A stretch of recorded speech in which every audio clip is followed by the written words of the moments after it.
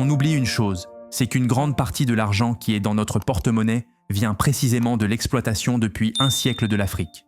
Après que les drapeaux français ont été baissés, que les constitutions ont été signées et que les gouverneurs coloniaux ont fait leurs derniers adieux, la France a fait ce que peu de puissances coloniales ont osé. Elle est restée.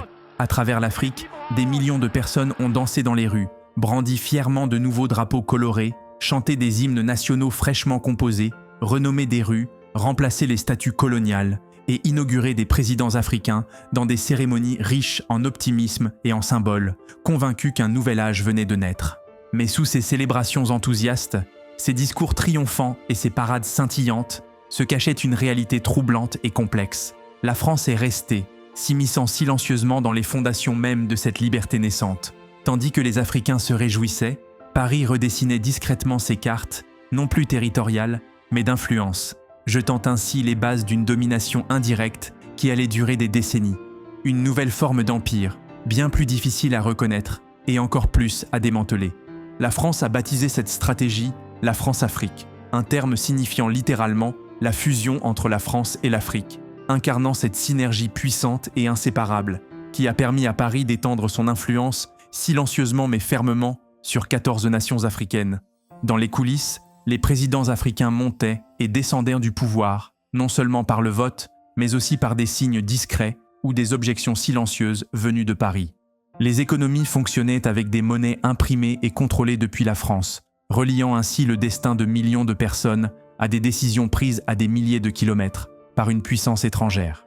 Les ressources précieuses, l'uranium du Niger, le cacao de Côte d'Ivoire, le pétrole du Gabon, suivaient des circuits exclusifs établis à Paris, profitant essentiellement à la France, qui possédait en réalité ces pays africains.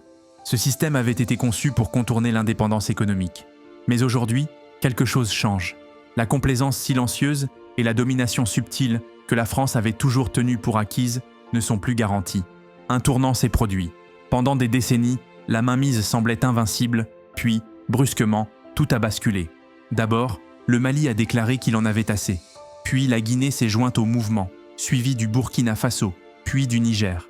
4 coups d'État militaires se sont enchaînés rapidement, chacun plus défiant, plus déterminé, plus irréversible. En 2023, les soldats français ont été expulsés de 5 pays africains. Dans chaque capitale, une même question résonne désormais. Qui profite vraiment de ce partenariat soi-disant équitable? Coincée entre un passé colonial pesant et un continent en rapide mutation, la France perd du terrain, économiquement, diplomatiquement et même symboliquement. Brique par brique, l'empire construit dans l'ombre s'effrite, laissant la France face à l'amer constat. Comment a-t-elle perdu la mainmise qu'elle croyait invincible? Pour comprendre comment la France perd son emprise sur l'Afrique, il faut d'abord saisir comment elle l'a maintenue pendant des décennies. Dans les années 1950 et 1960, alors que les nations africaines réclamaient leur indépendance, la France a vite compris que la décolonisation politique ne devait pas forcément signifier la liberté économique. Paris a donc conçu un système plus subtil et plus efficace que le colonialisme classique. Tandis que les puissances européennes voyaient leurs empires coloniaux s'effondrer un à un, la France n'avait aucune intention de lâcher prise. Plutôt que de s'opposer à l'indépendance, elle a transformé son contrôle, le rebaptisant coopération. L'ère de la France-Afrique commençait. La stratégie était simple et implacable, préserver son influence sans gouverner directement. L'objectif était clair, maintenir sa domination économique, militaire et politique, tout en évitant l'image du contrôle direct. Dès 1945, avant même que la plupart des pays africains ne soient officiellement indépendants, la France crée le franc CFA. Divisé en 2 zones, Afrique de l'Ouest et Afrique centrale, il couvre aujourd'hui 14 pays. Sur le papier, cette monnaie devait garantir la stabilité financière. Dans les faits, elle s'est transformée en un lien colonial déguisé en politique économique. Le mécanisme était simple, mais contraignant. Les États membres devaient déposer 50% de leurs réserves de change auprès du Trésor français, une condition qui a perduré jusqu'au XXIe siècle. Bien que la monnaie soit arrimée d'abord au franc français puis à l'euro, les pays africains n'avaient aucun contrôle sur leur politique monétaire. La France disposait d'un droit de veto sur les décisions des banques centrales et pouvait bloquer l'accès aux réserves en cas de besoin. Lors de la crise financière de 2008, les pays de la zone CFA n'ont pas pu accéder à leurs propres fonds. Ils ont dû emprunter auprès de la France à des taux commerciaux, en utilisant leur propre argent. En 1994, la France a dévalué unilatéralement le franc CFA de 50% du jour au lendemain. Les économies de millions de personnes se sont volatilisées. Des familles entières se sont couchées en pensant être riches ou de classe moyenne pour se réveiller le lendemain pauvres ou ruinés. C'était la domination monétaire dans toute sa brutalité. Mais le contrôle de la France ne s'arrêtait pas à la monnaie. Elle a signé plus de 30 accords militaires avec ses anciennes colonies, lui permettant de stationner ses troupes, d'intervenir unilatéralement et de former les forces locales. Au début des années 2000, plus de 5000 soldats français étaient déployés à travers l'Afrique de l'Ouest et centrale, dans des pays comme Djibouti, le Gabon, le Sénégal, le Tchad ou la Côte d'Ivoire. Ces bases avaient une importance stratégique. La France soutenait les coups d'État, écrasait les soulèvements et protégeait des régimes clients. Lorsque le premier président du Togo, Sylvanus Olympio, a tenté en 1963 de sortir de la zone CFA en adoptant le mark allemand, il a été assassiné quelques jours avant le lancement de la nouvelle monnaie. Au Congo, au Gabon, au Mali et au Tchad, la France a régulièrement déployé ses troupes sous prétexte de lutter contre le terrorisme ou d'assurer la stabilité. Mais l'objectif réel était l'influence et l'accès aux ressources. Cet accès aux richesses africaines a rapporté gros. Les entreprises françaises ont obtenu des contrats exclusifs pour exploiter les ressources les plus précieuses du continent. L'uranium du Niger, le pétrole du Gabon, le gaz du Cameroun. Areva, aujourd'hui rebaptisé Orano, contrôlait plus de 90% des exportations d'uranium nigérien grâce à des contrats hérités de l'époque coloniale. La France avait promis de faire du Niger un petit Paris, mais pendant plus d'un demi-siècle, ce pays alimentait en énergie nucléaire la France, alors que ses propres habitants restaient dans l'obscurité. Cependant, la France-Afrique ne s'est pas construite sur la seule force de la France. Elle a prospéré grâce à la complicité de certains leaders africains. Des figures comme Houphouët-Boigny en Côte d'Ivoire ou Omar Bongo au Gabon ont maintenu la domination française en échange de leur pouvoir personnel. Le scandale Alpha Condé des années 1990 a révélé un réseau de pots de vin et de commissions occultes, où les revenus pétroliers finançaient à la fois les dirigeants africains et les politiciens français. Sur le papier, ces nations étaient indépendantes, mais dans les faits, leur monnaie, leurs économies, leurs armées étaient pilotées depuis Paris. Ce système a fonctionné pendant des décennies, jusqu'à ce que cela cesse. Dans les années 2010, les fissures ont commencé à apparaître. Les jeunes Africains, les intellectuels, les militaires ont commencé à poser des questions dérangeantes. La France, jadis maître incontesté du jeu, fait face aujourd'hui à l'effritement de son empire dans l'ombre. Pendant un demi-siècle, la France paraissait indestructible. L'argent était stable, les élites fidèles et bien traitées, les armées formées, armées et soutenues par Paris. Mais sous la surface, le mécontentement grandissait. Puis, lentement, les murs ont commencé à se fissurer. Les protestations publiques, les réveils panafricains et une génération qui n'a plus peur de dire la vérité au pouvoir. Les dirigeants qui avaient signé les accords de coopération avec la France vieillissent ou ont disparu. À leur place, une nouvelle génération de jeunes Africains, d'activistes et de leaders prend le relais. Nés après l'indépendance, élevés dans l'endettement et connectés au monde entier, ils remettent tout en question. Pourquoi notre monnaie est-elle imprimée à Paris? Pourquoi des soldats français stationnent-ils encore dans nos villes? Pourquoi nos dirigeants répondent-ils au palais de l'Élysée plutôt qu'à leur propre peuple? L'indépendance symbolique ne suffit plus. Ils réclament une souveraineté réelle avec des actes concrets. Le contrôle a commencé à se relâcher. Un mouvement à la fois, une manifestation, une décision politique, un changement de président. L'un des coups les plus décisifs est venu d'un endroit inattendu, le Mali. Avançons jusqu'en 2020. Bamako est en ébullition. Officiellement, la colère porte sur la corruption, l'insurrection djihadiste et un gouvernement absent. Mais à y regarder de plus près, c'est une rage plus profonde qui s'exprime.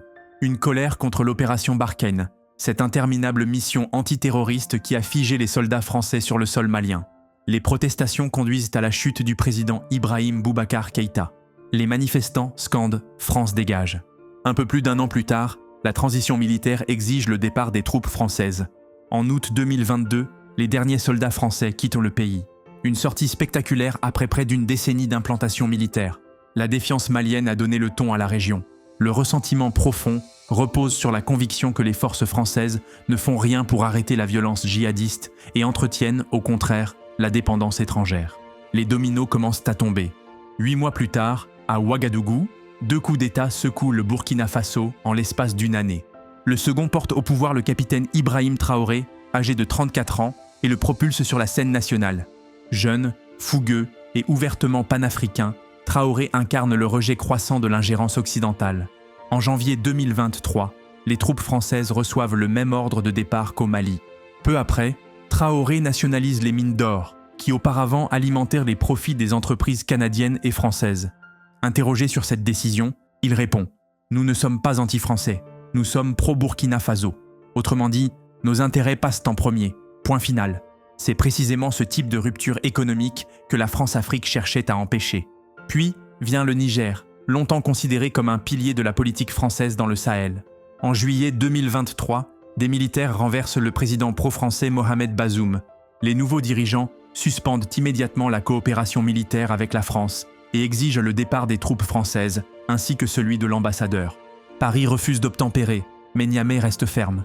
Des dizaines de milliers de manifestants descendent dans les rues, brandissant des drapeaux russes et brûlant ceux de la France. Avant la fin de l'année, 3000 soldats français prennent l'avion pour rentrer au pays.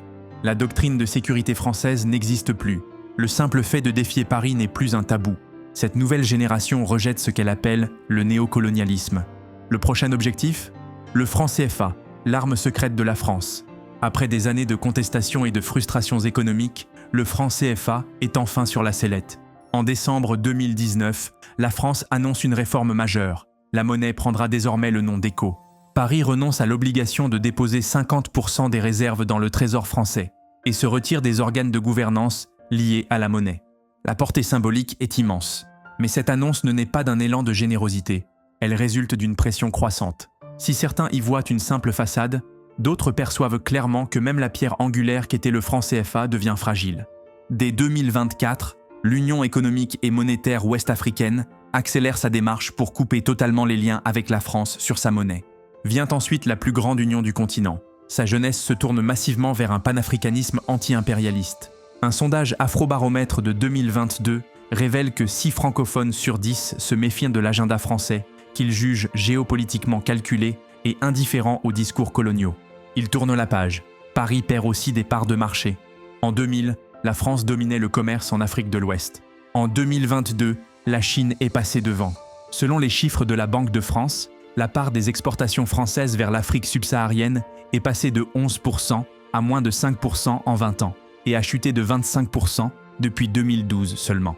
Sur la même période, le commerce chinois a doublé. La Russie, la Turquie et les pays du Golfe proposent désormais des accords sans le poids colonial. Une alternative séduisante pour des dirigeants déterminés à écrire une nouvelle page. La domination culturelle française s'effrite également. Le français, autrefois langue incontournable de la diplomatie africaine et de l'éducation élitiste, recule peu à peu. Les jeunes créateurs du Mali, du Burkina Faso ou du Niger mettent en avant le bambara, le mouré et se tournent vers les plateformes anglophones pour s'adresser au monde selon leurs propres termes. Le Mali va plus loin. Il réécrit ses manuels scolaires pour valoriser la résistance anticoloniale et élève le bambara au rang de langue officielle. En 2023, France 24 et RFI sont bannis des ondes au Mali et au Burkina Faso, accusés par les gouvernements de diffuser une propagande pro-occidentale. Le message est clair, le contrôle du récit est en train d'être repris. À la mi-2024, les troupes françaises ont quitté la plupart des pays du Sahel. Les fondations même du franc CFA s'effondrent. Les contrats français sur l'or, l'uranium et d'autres ressources sont révisés, voire annulés. L'influence diplomatique chute brutalement. À sa place, une nouvelle course s'engage. La Russie propose des partenariats militaires. La Chine investit dans les infrastructures. Le Tchad forme ses officiers. Et plusieurs nations africaines sollicitent le Brésil, l'Inde ou les pays du Golfe. Mais ce n'est pas simplement une question de remplacer un patron par un autre. La transformation la plus importante est psychologique. L'aura de suprématie française a disparu. Les pays africains savent désormais qu'ils ont des choix, et ils commencent à les exercer. Cependant, il est important de souligner que la chute de la France-Afrique est une avancée majeure, mais elle ne garantit ni liberté, ni prospérité, ni justice. De nombreux nouveaux acteurs ont aussi leurs propres ambitions et intérêts. Le risque d'échanger une dépendance contre une autre est bien réel. Mais pour la première fois en 6 décennies, le mythe de l'invincibilité française est brisé, et cela, à lui seul, représente un tournant. Alors, la France plie-t-elle bagage pour de bon, ou l'Afrique change-t-elle simplement de maître ? Les Africains célèbrent-ils la fin d'un empire pour en accueillir d'autres par la porte dérobée ? Quelle menace est la plus grande ? L'emprise coloniale française d'hier, l'influence grandissante de la Chine, les ambitions stratégiques de la Russie, la domination des États-Unis, ou peut-être la plus dangereuse de toutes, celle des dirigeants africains qui vendent l'avenir de leur peuple au prix du pouvoir et du profit? Partagez vos réflexions dans les commentaires. Restez curieux, les enjeux n'ont jamais été aussi importants. Et comme toujours, je vous dis à la prochaine.